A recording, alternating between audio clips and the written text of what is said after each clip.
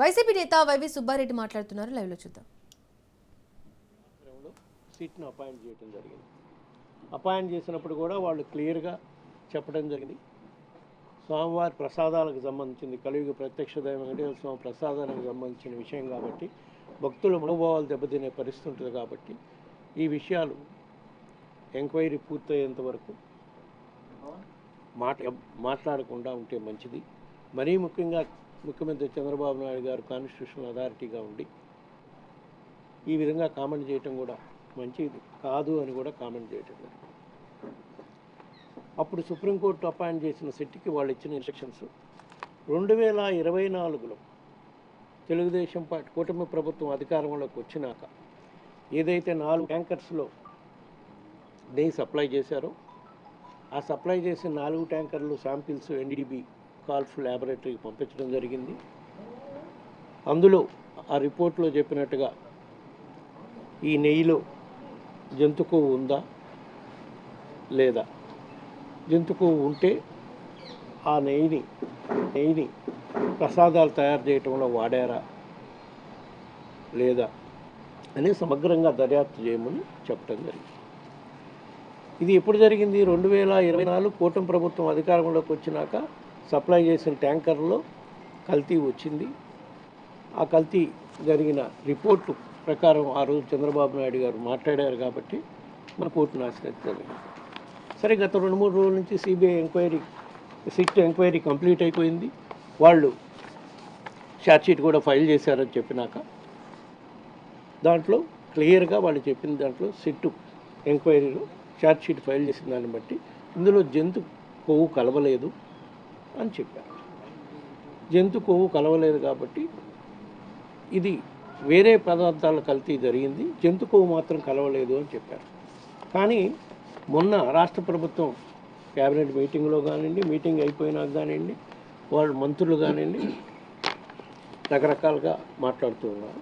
వాటిపై ప్రధానంగా ముందుగా మనం చెప్పుకోవాల్సింది అత్యంత న్యాయస్థానం సుప్రీంకోర్టు ఈ విషయంపై భక్తుల మనోభావాలు దెబ్బతినకుండా కాపాడాల్సిన బాధ్యత మనందరిపై ఉందని చెప్పినా కూడా, సిబిఐ ఛార్జ్షీట్ ఫైల్ చేసినా కూడా, జంతు కొవ్వు లేదని చెప్పినా కూడా ఈ కూటమి ప్రభుత్వం పెద్దలు కానివ్వండి, మంత్రులు కానివ్వండి భక్తుల మనోభావాలు దెబ్బతినే విధంగా ఏ విధంగా దుష్ప్రచారం చేస్తున్నారో గత 10 రోజుల నుంచి మీరు చూస్తున్నారు. అదే కాకుండా ఆంధ్రప్రదేశ్ రాష్ట్రంలో హోర్డింగ్స్, ఫ్లెక్సీలు పెట్టేస్తున్నాయి. వైసీపీ హయాంలో జంతు కొవ్వు కలిపిన కల్తీ నెయ్యి వాడారు, ఇన్ని లక్షల లడ్లు తయారు చేశారు, ఇన్ని కోట్ల లడ్లు తయారు చేశారు, ఇంత అవినీతికి పాల్పడ్డారు. సుప్రీంకోర్టు చెప్పింది ఏంటి, మనం చేసింది ఏంటి? సిట్ ఏం చెప్పింది? జంతు కొవ్వు లేదని చెప్పి సిబిఐ స్పష్టంగా చెప్పినా కూడా ఈ విధంగా ఫ్లెక్సీలు వేసి దుష్ప్రచారం చేయటం అంటే వైఎస్ఆర్ కాంగ్రెస్ పార్టీకి కుట్రపూరితంగా ఆ నెపం అంటగట్టాలనే దుర్దురేషంతోనే ఈ కూటమి ప్రభుత్వం పెద్దలు చేస్తున్నారనేది క్లియర్గా అర్థమవుతుంది. ఆ ఫ్లెక్సీలు ఒకవేళ మాకు తెలిసిన కాడికి అన్ని చోట్ల ఫ్లెక్సీలు పెట్టిన వాళ్ళు తెలుగుదేశం కార్యకర్తలే వాళ్ళే పెడుతున్నారు. బట్ వాళ్ళు పెట్టలేదు అనుకోండి, పోలీసులు తీర్చాల్సిన బాధ్యత ప్రభుత్వంపై లేదా? ఎందుకంటే సిటిజన్ రిపోర్ట్ ప్రకారం జంతు కొవ్వలేదని చెప్పారు కదా. సో ఇవన్నీ ఇట్లా ఉంటే అది జరగకుండా ఈ వారం రోజుల నుంచి క్యాబినెట్ మీటింగ్ అయిన దగ్గర నుంచి దుష్ప్రచారం చేయటం, నన్ను, బోర్డు సభ్యుల్ని, మా పార్టీని, మా పార్టీ అధ్యక్షుడు జగన్మోహన్ రెడ్డి గారిని మళ్ళా మా మీద దుష్ప్రచారం చేసే కార్యక్రమం చేస్తున్నారు. ఇప్పుడు కూడా నిన్న జరిగిన క్యాబినెట్ మీటింగ్ తర్వాత మంత్రులు మాట్లాడతారు. వాళ్ళు మాట్లాడిన కొన్ని ప్రధాన అంశాలకు నేను చెప్తాను. 2024లో చంద్రబాబు నాయుడు గారు ఆ విధంగా మాట్లాడటానికి కారణం ఎన్డీడీబీ కాల్ఫ్ రిపోర్ట్ ఇచ్చింది. ఆ రిపోర్ట్లో క్లియర్గా జంతు కొవ్వు కానీ ఫిష్ ఆయిల్ కానీ ఉందని చెప్పారు అని చెప్తున్నారు. ఇదే ఎన్డీడీబీ రిపోర్ట్ వాళ్ళు చెప్పారు. దీంట్లో లాస్ట్ పేజీలో ఇందాక వాళ్ళ ప్రెస్ మీట్లో కూడా ఈ చూపించినట్టున్నారు. ఇవి ఎస్ వాల్యూస్ ఉంటే ఎస్ వాల్యూస్ ప్రకారం సో ఉన్నాయని చదువుతాను. S value equation for it suspected